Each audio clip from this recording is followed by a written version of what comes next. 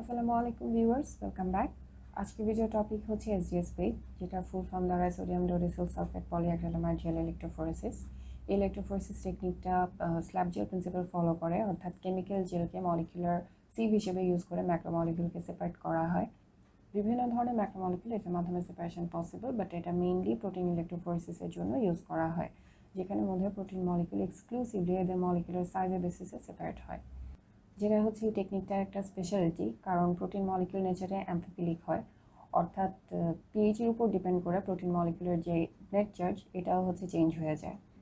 But SDS পেজে protein মলিকুলের যে চার্জটা, ইন্ট্রিনসিক চার্জটা, এটা সেপারেশন প্রিন্সিপালের ক্ষেত্রে হচ্ছে দেখা যায় কাউন্ট হয় না। প্রোটিন মলিকিউলগুলো এক্সক্লুসিভলি এদের সাইজের বেসিসে সেপারেট হয়।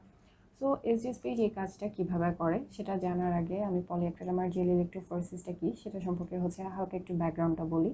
পলিঅ্যাক্রিলামাইড জেল ইলেক্ট্রোফোরেসিসে পলিঅ্যাক্রিলামাইড জেল ইউজ করা হয় মলিকুলার সেপারেশনের জন্য। এটা দুই টাইপের হয়, একটা হচ্ছে নেটিভ আর একটা হচ্ছে ডিনেচারিং। মেইনলি নেটিভ আর ডিনেচারিং বলতে মলিকুল কোন কন্ডিশনে সেপারেট হচ্ছে সেটা বোঝানো হয়। অর্থাৎ নেটিভ পেজের ক্ষেত্রে দেখা যায় মলিকুল এদের নেটিভ ফর্মে সেপারেট হয়, যার কারণে এদের সাইজ আর চার্জ দুইটাই ইনটেক্ট থাকে, আর এই দুইটার বেসিসে মলিকুলগুলো সেপারেটেড হয়। আর ডিনেচারিং পেজের ক্ষেত্রে যেটা হয়, মলিকিউলকে প্রথমে কিছু কেমিক্যাল এজেন্ট দিয়ে ট্রিট করা হয়, যেগুলোকে হচ্ছে ডিনেচারিং এজেন্ট বলে, যার কারণে মলিকিউল এদের লিনিয়ার ফর্মে কনভার্ট হয়ে যায়। সো আলটিমেটলি এরা শুধুমাত্র এদের সাইজের বেসিসে সেপারেট হয়।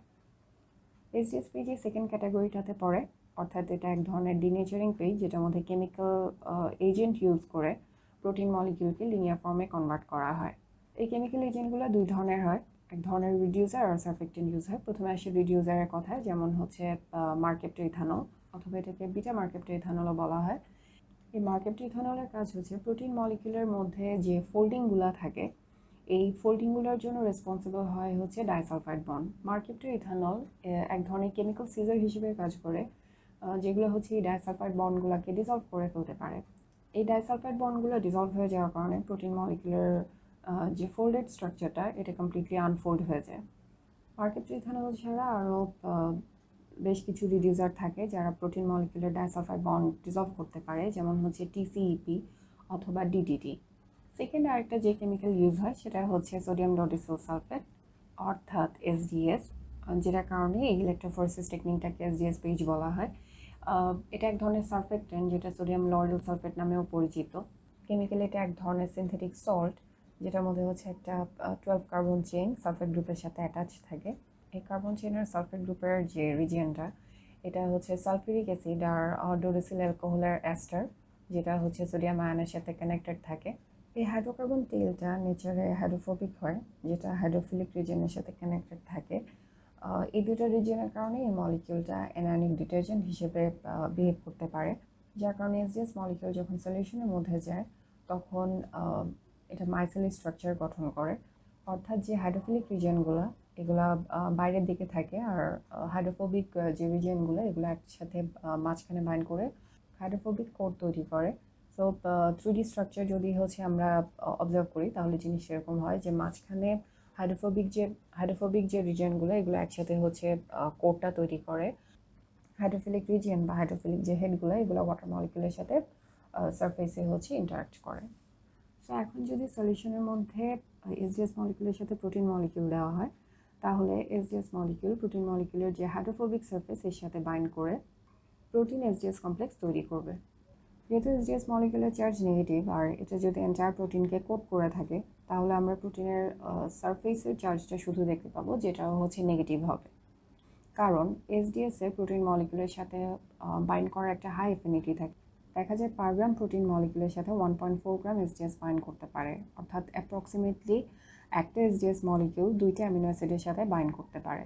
সো একটা প্রোটিন মলিকিউল যদি পুরোপুরি এসডিএস মলিকিউল দিয়ে কোটেড থাকে, তাহলে এর যে ইন্ট্রিনসিক চার্জ সেটা কমপ্লিটলি নেগলিজেবল হয়ে যায়, আর এর সারফেসে শুধুমাত্র এসডিএস এর যে নেগেটিভ চার্জটা এটাই হচ্ছে প্রোটিনের চার্জ হিসেবে কাউন্ট হয়। এখন যেহেতু প্রোটিন মলিকিউল পুরোপুরি নেগেটিভ চার্জ দিয়ে কোটেড থাকে, আর নেগেটিভ চার্জ যেহেতু নিজেদের বিকর্ষণ করে, তাই প্রোটিন মলিকিউলগুলো কমপ্লিটলি লিনিয়ার মলিকিউলে কনভার্ট হবে। সো এই মলিকিউলগুলোকে যখন ইলেকট্রোফোরেসিস সিস্টেমের মধ্যে প্লেস করা হবে সেপারেশনের জন্য, এরা এদের বাইরে হচ্ছে যে ইউনিফর্ম নেগেটিভ চার্জ এটার কারণে অ্যানায়নিক স্পিসিস হিসেবে বিহেভ করবে এবং ইলেকট্রিক সাপ্লাই যখন দেওয়া হবে শুধুমাত্র এদের সাইজের বেসিসে সেপারেট হবে। প্রোটিন মলিকিউলের এই ধরনের লিনিয়ার স্টেট মেনটেন করার জন্য এই টেকনিকটার একেবারে শুরু থেকে শেষ পর্যন্ত প্রতিটা স্টেপের মধ্যে এসডিএস ইউজ করা হয়। যেমন স্যাম্পল প্রসেসিংয়ের টাইমে স্যাম্পল বাফারের সাথে এটা দেওয়া হয়, তারপর আবার জেল বাফার আর রানিং বাফারের মধ্যেও এই সার্ফেক্টেন্টটা দেখা যায় ইনকর্পোরেটেড থাকে। এসডিএস ছাড়া প্রোটিন ডিনেচারেশনের জন্য আরও কয়েক টাইপের সার্ফেক্টেন্ট অ্যাভেলেবেল আছে, যেমন হচ্ছে সিটিএবি, আরেকটা হচ্ছে 16 ব্যাক বলে একটা সার্ফেক্টেন্ট আছে। এই কেমিক্যাল কম্পাউন্ডগুলোও একইভাবে প্রোটিন মলিকিউলকে ডিনেচার করতে পারে। অর্থাৎ এসডিএস পেজে যে মলিকিউলকে সেপারেট করা হবে সেটাকে আগে বিভিন্ন ধরনের কেমিক্যাল এজেন্ট দিয়ে প্রসেস করে নেওয়া হয়। সো এটার জন্য সবার ফার্স্টে দেওয়া হয় হচ্ছে স্যাম্পল। ডাইসালফাইড বন্ড ডিজলভ করার জন্য দেওয়া হয় মার্কেপ্টো ইথানল। এগুলোকে ফার্দার ডিনেচার করার জন্য ইউজ করা হয় হচ্ছে এসডিএস। এছাড়া আরও কিছু ইনগ্রেডিয়েন্ট দেওয়া হয়, গ্লিসারল দেওয়া হয় অনেক সময়, যে স্যাম্পলটাকে হচ্ছে ভারী করার জন্য, যাতে ও হচ্ছে ওয়েল থেকে উঠে চলে না আসে। আর আরেকটা ইম্পর্টেন্ট জিনিস এই ক্ষেত্রে ইউজ করা হয়, সেটা হচ্ছে এক ধরনের ট্র্যাকিং ডাই, যাতে হচ্ছে জেলের মধ্যে মলিকিউলগুলোর হচ্ছে সেপারেশন প্রোগ্রেস কতটুকু হয় সেটা হচ্ছে চেক করা যায়। এরকম একটা ট্র্যাকিং ডাই হচ্ছে ব্রোমোফেনল ব্লু, যেটা প্রোটিন মলিকিউলের সাথে ইজিলি বাইন্ড করতে পারে। তো স্যাম্পল প্রিপারেশনের পরের স্টেপ হচ্ছে জেল প্রিপারেশন। জেল বলতে বোঝায় যেটা পলিঅ্যাক্রিলামাইড জেল। পলিঅ্যাক্রিলামাইড জেলটা হচ্ছে এক ধরনের পলিমার, যেটা দুটো মনোমারিক ইউনিট দিয়ে তৈরি হয়। একটা হচ্ছে অ্যাক্রিলামাইড, যেটা এর মনোমারিক ফর্মে হাইলি টক্সিক হয়। এই মনোমারটা পলিঅ্যাক্রিলামাইড জেলের হচ্ছে যে মেজর পলিমারিক চেনগুলা, এই চেনগুলা হচ্ছে তৈরি করে। আর আরেকটা যে কেমিক্যাল ইউজ হয় সেটা হচ্ছে বিসঅ্যাক্রিলামাইড, অথবা এটাকে মিথিলিন বিসঅ্যাক্রিলামাইডও বলে। এটা মেইনলি এই যে অ্যাক্রিলামাইডের যে পলিমারিক চেইনগুলো, এগুলোর মধ্যে ক্রস লিঙ্কস তৈরি করে। সো এটা এক ধরনের ক্রস লিঙ্কার। এই মিথিলিন বিসঅ্যাক্রিলামাইড ছাড়াও আরও অনেক ধরনের ক্রস লিঙ্কার অ্যাভেলেবেল থাকে, যেমন হচ্ছে পিপেরাজিন ডাইঅ্যাক্রাইলেট, তারপর হচ্ছে বিসঅ্যাক্রাইল সিস্টেমাইন। বাট সবথেকে বেশি কমনলি আসলে হচ্ছে এই বিসঅ্যাক্রিলামাইডটা ইউজ হয়। এখন এই অ্যাক্রিলামাইড আর বিসঅ্যাক্রিলামাইডের যে পলিমারিক জেল, এটা তৈরি হয় ফ্রি রেডিক্যাল পলিমারাইজেশনের মাধ্যমে। অর্থাৎ ফ্রি রেডিক্যাল চেইন রিয়াকশনের মাধ্যমে হচ্ছে এই মলিকিউলগুলো একটার সাথে কানেক্টেড হয়। এই ফ্রি রেডিক্যাল চেইন রিয়াকশনটা স্টার্ট করার জন্য দুই ধরনের ইনিশিয়েটর কেমিক্যাল এই ক্ষেত্রে ইউজ হয়। একটা হচ্ছে টেমেট, যেটা ফুল ফর্ম হচ্ছে টেট্রামিথাইল ইথিলিন ডায়ামিন। আরেকটা হচ্ছে এপিএস বা অ্যামোনিয়াম পারসালফেট। সো এই টেমেটের স্ট্রাকচারের মধ্যে একটা সিঙ্গেল ইলেকট্রন থাকে, যে ইলেকট্রনটা এপিএসের যে অক্সিজেন মলিকিউল এগুলোর সাথে হচ্ছে ইলেকট্রন শেয়ার করতে চায়। অ্যান্ড আলটিমেটলি এপিএসকেও আনস্টেবল করে দিয়ে এখান থেকে হচ্ছে সালফেট ফ্রি রেডিক্যাল তৈরি করে। সো পলিঅ্যাক্রিলামাইড জেলটা তৈরি করার জন্য প্রথমে হচ্ছে জেলের যে সলিউশনটা এটা প্রিপেয়ার করে নিতে হয়, যেটার জন্য অ্যাড করতে হয় জেল বাফার, তারপর হচ্ছে অ্যাক্রিলামাইড আর বিসঅ্যাক্রিলামাইডের সলিউশন, এর সাথে অ্যাড করা হয় হচ্ছে টেমেড আর এপিএস। সো সলিউশনের মধ্যে যখন সব ইনগ্রেডিয়েন্টগুলো একসাথে আসে তখন দেখা যায় হচ্ছে সবার প্রথমে টেমেড এপিএস এর সাথে বাইন্ড করে এখান থেকে সালফেট ফ্রি রেডিক্যাল তৈরি করে। এই সালফেট ফ্রি রেডিক্যালগুলো এক্সট্রিমলি আনস্টেবল হয়, কারণ এদের মধ্যে হচ্ছে যে সিঙ্গেল ইলেকট্রনটা থাকে এটা পেয়ার আপ করার জন্য নতুন ইলেকট্রন খুঁজতে থাকে, যার কারণে এরা সলিউশনের মধ্যে অন্য যে মলিকিউলগুলো থাকে এগুলোর সাথে বাইন্ড করার চেষ্টা করে, বিশেষ করে যেখানে মধ্যে কার্বন কার্বন ডাবল বন্ড থাকে, যেটা হচ্ছে অ্যাক্রিলামাইড আর বিসঅ্যাক্রিলামাইডের মধ্যে থাকে। সো এই সালফেট ফ্রি রেডিক্যাল যখন অ্যাক্রিলামাইডের সাথে বাইন্ড করে তখন দেখা যায় হচ্ছে এখান থেকে এদের রিয়াকশনের মাধ্যমে হচ্ছে একটা অ্যাক্রিলামাইড রেডিক্যাল আর একটা নন অ্যাক্রিলামাইড মনোমার স্পিসিস তৈরি হয়। সো এই অ্যাক্রিলামাইড রেডিক্যালটা দেখা যায় হচ্ছে অন্য কোনো মলিকিউল, যেমন হচ্ছে আরেকটা অ্যাক্রিলামাইডকে দেখা যায় আবার রেডিক্যালে কনভার্ট করতে পারে। আবার অ্যাক্রিলামাইডের জায়গায় হচ্ছে বিসঅ্যাক্রিলামাইডও এই চেইনের মধ্যে অ্যাটাচ হতে পারে, যার কারণে হচ্ছে আরেক ধরনের রেডিক্যাল স্পিসিস তৈরি হয়। সো এইভাবে একটা free radical chain reaction start হয়, যার মাধ্যমে হচ্ছে অ্যাক্রিলামাইড আর বিসঅ্যাক্রিলামাইড মলিকিউলগুলো একটার সাথে দেখা যায় চেইনের মধ্যে হচ্ছে অ্যাটাচ হতে থাকে। অ্যান্ড আলটিমেটলি যখন দুইটা রেডিক্যাল স্পিসিস একটার সাথে হচ্ছে বাইন্ড করে তখন দেখা যায় এই রিয়াকশনটা টার্মিনেট হয়ে যায়, অর্থাৎ রিয়াকশন স্টপ হয়ে যায়। অ্যান্ড আলটিমেটলি এভাবেই পলিঅ্যাক্রিলামাইড জেলের হচ্ছে যে মেশটা এটা তৈরি হয়। সো পলিঅ্যাক্রিলামাইড জেলে এই ধরনের পলিমারাইজেশনের জন্য টেমেড আর এপিএস ক্যাটালাইসিস হিসেবে কাজ করে। এটার একটা অল্টারনেটিভ সিস্টেমও অ্যাভেলেবেল থাকে, সেটা হচ্ছে টেমেড আর রিবোফ্লাভিন। এটা এক ধরনের ফটোকেমিক্যাল সিস্টেম, অর্থাৎ ফ্রি রেডিক্যাল তৈরি হওয়ার জন্য আলোর ইনফ্লুয়েন্সের দরকার হয়। এই পলিঅ্যাক্রিলামাইড জেলকে প্রোটিন ইলেকট্রোফোরেসিসের জন্য খুব বেশি অ্যাডভান্টেজিয়াস ধরা হয়। কারণটা হচ্ছে পলিঅ্যাক্রিলামাইড যেহেতু সিনথেটিক জেল, এটার যে পোর সাইজ, এই জেলের হচ্ছে যে কি ইনগ্রেডিয়েন্টগুলা, এগুলো কনসেন্ট্রেশন চেঞ্জ করার মাধ্যমে এর পোর সাইজ হচ্ছে ছোট আর বড় করা যায়। সো কী টাইপের প্রোটিন সেপারেট করতে হবে সেটার উপর ডিপেন্ড করে পোর সাইজ সেরকম সিলেক্ট করা হয়। কারণ আমরা যদি পলিঅ্যাক্রিলামাইড জেলের স্ট্রাকচারটা দেখি, যে এখানের মধ্যে হচ্ছে অ্যাক্রিলামাইড মনোমার যে পলিমারগুলো তৈরি করে, এগুলোর মধ্যে হচ্ছে বিসঅ্যাক্রিলামাইডের ক্রস লিঙ্কগুলোর কারণে মেইনলি পোরগুলো তৈরি হয়। সো ক্রস লিঙ্কের পরিমাণ অর্থাৎ বিসঅ্যাক্রিলামাইডের পরিমাণ যদি সলিউশনের মধ্যে বেড়ে যায় তাহলে দেখা যায় পোর সাইজ ছোটো হয়ে যায়। আবার যদি হচ্ছে এটা কনসেন্ট্রেশনটা কম থাকে তাহলে হচ্ছে পোর সাইজ বড় হয়। অর্থাৎ পোরের সাইজ ছোট হবে না বড় হবে এটা ডিপেন্ড করে অ্যাক্রিলামাইড মনোমার আর বিসঅ্যাক্রিলামাইড ক্রস লিঙ্কারের কনসেন্ট্রেশনের রেশিওর উপর, যেটাকে টি আর সি পার্সেন্টেজ হিসেবে প্রকাশ করা হয়। এই টি আর সি পার্সেন্টেজ ফর্মুলা ইউজ করে বের করে নিতে হয়। সো এটা গেল পলিঅ্যাক্রিলামাইড জেলের পলিমারাইজেশন প্রিন্সিপাল। এরপর আসি কীভাবে SDS-PAGEর জন্য জেলটা প্রিপেয়ার করতে হয়। এটা একটু ইন্টারেস্টিং, কারণ SDS-PAGEর যে জেলটা, এটার দুটা লেয়ার থাকে। প্রথমে থাকে হচ্ছে স্ট্যাকিং জেল, যেটার হচ্ছে পিএইচটা থাকে 6.8, আর এটাতে জেলের কনসেন্ট্রেশনটা একটু কম থাকে, দেখা যায় এটা 5%-এর মতো হতে পারে, যার কারণে হচ্ছে এটার যে পোর সাইজগুলো এগুলো কিছুটা বড় হয়। আরেকটা থাকে হচ্ছে সেপারেটিং জেল, যেটা স্ট্যাকিং জেলের নিচে থাকে, এটার পিএইচটা থাকে হচ্ছে 8.8, আর এটাতে কনসেন্ট্রেশন আর একটু হাই থাকে, দেখা যায় যদি স্ট্যাকিং জেলটা 5% হয় সেক্ষেত্রে এটা 10% হতে পারে, যাতে এটা পোরের সাইজ আর একটু ছোটো থাকে। সো এই যে স্ট্যাকিং জেল আর সেপারেটিং জেলের হচ্ছে যে ডিফারেন্ট পিএইচ দেখা যাচ্ছে, এটা বাফারের মাধ্যমে কন্ট্রোল করা হয়, অর্থাৎ দুই টাইপের জেল বাফার ইউজ করা হয়। বাফার হিসেবে মেইনলি ট্রিস গ্লাইসিন অথবা ট্রিস ক্লোরাইড বাফার ইউজ করা হয়। একই জেল সিস্টেমে এরকম দুই ধরনের বাফার ইউজ করার কারণে এই সিস্টেমটাকে হচ্ছে ডিসকন্টিনিউয়াস বাফার সিস্টেম বলে, যেটা মেইনলি প্রোটিন সেপারেশনের জন্যই সবথেকে বেশি প্রিফার করা হয়। কারণ এই ডিসকন্টিনিউয়াস বাফার সিস্টেমের কারণে প্রোটিনের যে সেপারেটিং ব্যান্ডগুলো পাওয়া যায় এগুলো খুব ভালো হয়। সেরকম ডাবল লেয়ার জেল প্রিপেয়ার করার জন্য দুইটা গ্লাস প্লেট ইউজ করা হয়। এই গ্লাস প্লেটগুলো খুব ক্লোজ প্রক্সিমিটিতে এনে ক্লিপ দিয়ে আটকে দেওয়া হয়। এগুলোর মাঝখানে হচ্ছে খুব চিকন ফাঁকা জায়গা থাকে, যেটার মধ্যে হচ্ছে জেলের সলিউশনটা দেওয়া হয়। সবার ফার্স্টে হচ্ছে সেপারেটিং জেলের সলিউশনটা দেওয়া হয়, যেটা সলিডিফাই হওয়ার পর এটার উপর হচ্ছে স্ট্যাকিং জেলের সলিউশনটা ঢেলে দেওয়া হয়।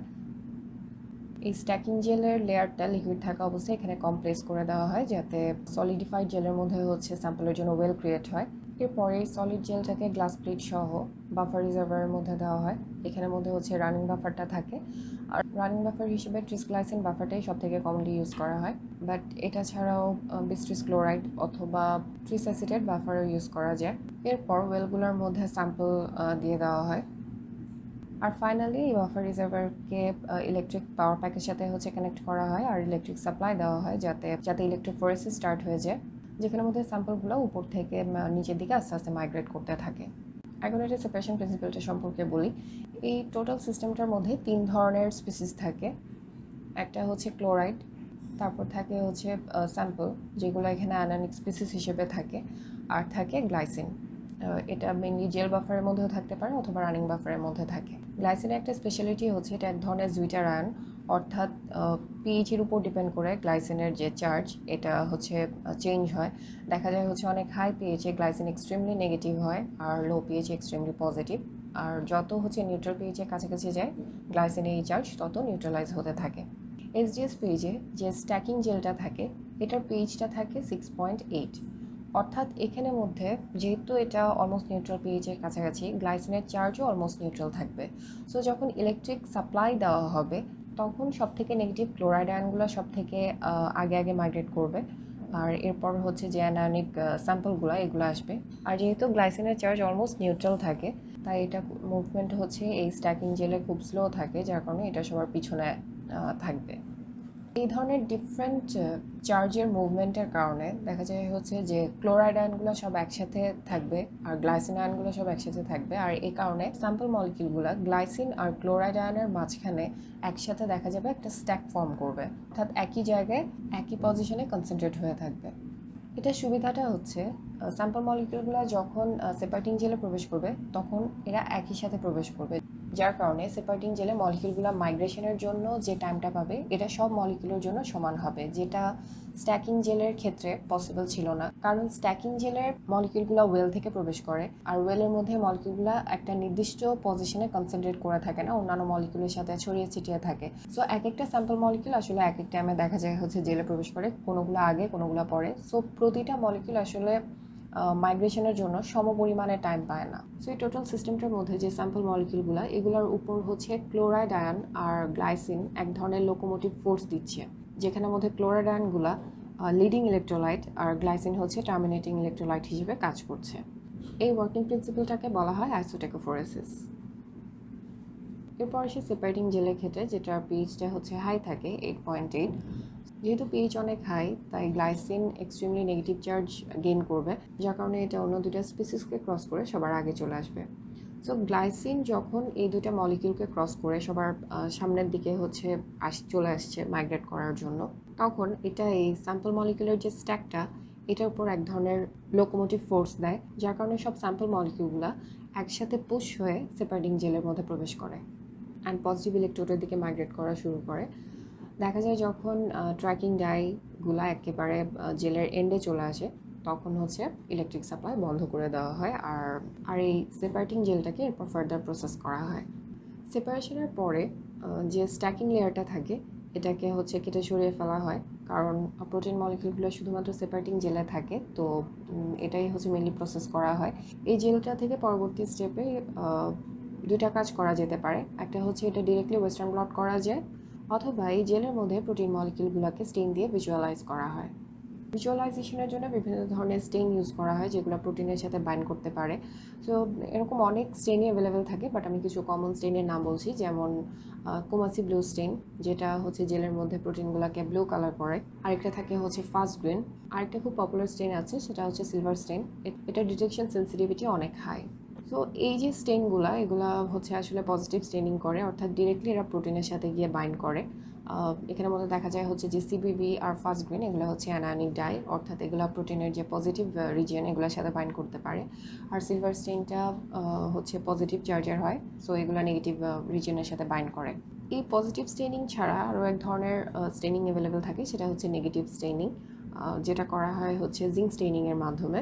এই জিঙ্ক মেনলি প্রোটিনের সাথে না, এগুলো জেলের কম্পোনেন্টের সাথে ইন্টারাক্ট করে, যার কারণে এরা জেলের মধ্যে প্রিসিপিটেশন তৈরি করে। সো জেলটা অপাক হয়ে যায় প্রিসিপিটেশনগুলোর কারণে। যেসব জায়গায় প্রোটিন মলিকিউল থাকে, ওইসব জায়গায় প্রিসিপিটেশন তৈরি হতে পারে না, সো ওইসব মলিকিউলগুলো অপাক ব্যাকগ্রাউন্ডের এগেনস্টে দেখা যায় ভেসে ওঠে, ভালোভাবে বোঝা যায়। কোন ধরনের স্টেনিং ইউজ করা হবে এটা ডিপেন্ড করে কী ধরনের সোর্স অ্যাভেলেবেল আছে, কী ধরনের প্রোটিন ডিটেকশন করা হবে সেটার উপর। সো এই ছিল SDS-PAGE, কীভাবে সিস্টেমটা কাজ করে আর কীভাবে এন্টায়ার প্রসিডিওরটা ক্যারি করা হয়। বাট SDS-PAGEর আরও বিভিন্ন ধরনের টেকনিক্যাল অ্যাসপেক্ট থাকে। কোনো কোয়েশ্চেন যদি সে ব্যাপারে থেকে থাকে, তাহলে কমেন্টের মাধ্যমে আমাকে অবশ্যই জানাবেন।